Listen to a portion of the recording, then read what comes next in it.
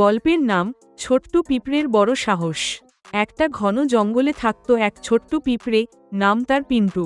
সে ছিল খুব পরিশ্রমী আর সাহসী। তার বন্ধুরা ছিল বনজঙ্গলের অন্যান্য পিঁপড়ে, যাদের সঙ্গে মিলে সে প্রতিদিন খাবার খুঁজে আনত। একদিন খাবার খোঁজার সময় পিন্টু দেখতে পেল একটা বিশাল লাড্ডু পড়ে আছে এক গাছের নিচে। পিঁপড়ের পক্ষে সেটা ছিল একেবারে পাহাড়ের মতো। সবাই বলল, এটা আমরা তুলতে পারবো না, এটা খুব ভারী। কিন্তু পিন্টু হাল ছাড়ল না। সে বলল, একলা হলে না পারি, একসাথে পারব। সে সবার সাহায্য চাইল।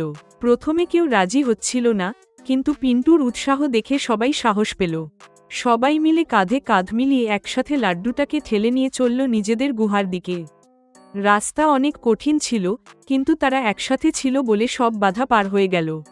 শেষ পর্যন্ত তারা সফলভাবে বিশাল লাড্ডুটাকে নিয়ে গেল নিজের বাসায়। গল্প থেকে শিক্ষা, একতাই বল। যদি সবাই মিলে কাজ করি, তাহলে কোনো কাজই অসম্ভব নয়।